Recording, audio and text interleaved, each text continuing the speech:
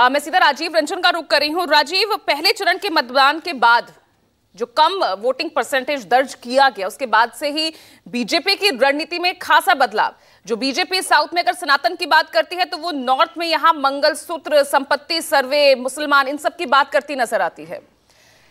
अब जो अपना ये रणनीतिक बदलाव बीजेपी ने किया है, क्योंकि विपक्ष तो अपने उन्हीं मुद्दों बेरोजगारी, महंगाई और मंगलसूत्र का जवाब अपने न्याय पत्र और मंगलसूत्र से ही दे रहा है, लेकिन ऐसे में जो निरस्ता अब तक हमें फर्स्ट फेज वोटिंग में जो वोटर्स के बीच दिखी, क्या इन मुद्दों ने उनको जगा दिया होगा? ये निरस्ता दूर हो पाएगी दूसरे चरण की वोटिंग? वो आप किस तरह से देख रहे हैं मतदान को? देखिए, दो तीन बातें पूजा। पहली बात तो यह है कि पहले चरण का जो मतदान हुआ था जिन सीटों पर, उन सीटों पर 2019 में भारतीय जनता पार्टी यूपीए और समाजवादी बसपा गठबंधन से उसकी सीटें कम थी। लेकिन जो दूसरे चरण का मतदान हो रहा है, इसमें भारतीय जनता पार्टी को ज़्यादा, इन सीटों पर ज़्यादा सीटें मिली थी और वो उनके कब्जे वाली सीट है। उन सीटों को बरकरार रखना या उसमें सीटों में बढ़ोतरी करना एक भारतीय जनता पार्टी के लिए बड़ी चुनौती है।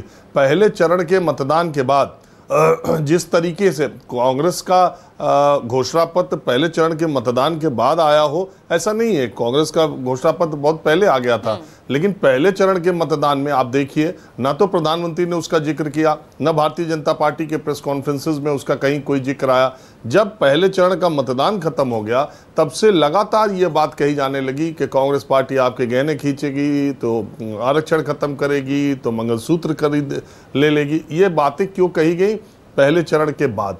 अब इलेक्शन देखिए, ये तो पता है ही कि पीछे 10 सालों से जो इलेक्शन हो रहा है वो अंततः आते आते धर्म और जाति पर टिक जाता है। राहुल गांधी हर जगह जा रहे हैं, वो कह रहे हैं कि प्रधानमंत्री मोदी ये कहते थे कि मैं तो, पहले वो कहते थे कि मैं खुद ओबीसी हूँ, जब 10 साल प्रधानमंत्री रह लिए तब जातिगत जनगणना पर चुप्पी साध जाते, कहते हैं 2 ही जाति है, अमीर और गरीब की। तो वह जाति पर, दलितों पर, पिछड़ों की राजनीति राहुल गांधी और विपक्ष के नेता पीडीए ये सारा नारा देके कर रहे हैं।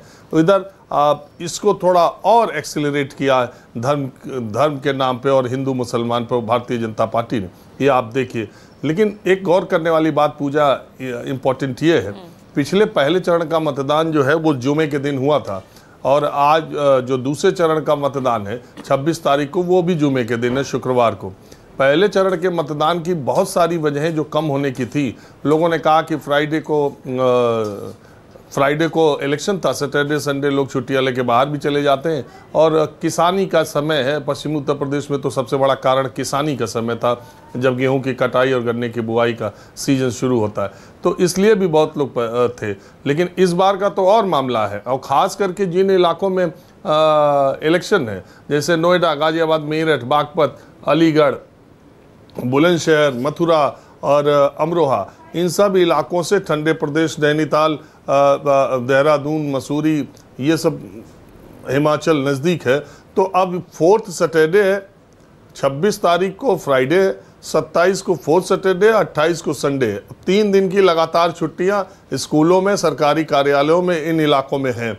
तो अब वो जो मतदाता, शहरी मतदाता, 3 दिन की छुट्टी पाने पर, और ये गर्मी और छुट्टी का अगर ये सरक गया, तो फिर मतदान प्रतिशत पिछली बार से ज़्यादा होगा कि कम होगा, कहना बड़ा मुश्किल है। लेकिन ये ज़रूर है, मैं ये ज़रूर कह सकता हूँ कि मतदाताओं में, हम लोग तो प्रोग्राम करते हैं, जब लोगों से बातचीत करने जाते हैं तो लोग बात हमसे करते ही है, और हम चाय के दुकान में यहाँ वहाँ बैठ करके बात तो करते हैं, लेकिन ऐसे देखने में, और जो लोग बात भी करते हैं उनमें भी चुनाव के प्रति कोई जोश नहीं दिख रहा। इसकी वजह क्या है ये समझ में नहीं आ रहा है। कहीं ऐसा लोगों के दिमाग में है कि रिजल्ट तो वही आना है जो पहले से आ रहा है, या क्या वजह है जिसकी वजह से मतदाता बहुत खामोश है और बहुत ही सन्नाटा आपको समाज में और ग्राउंड पर देखने को मिल रहा है।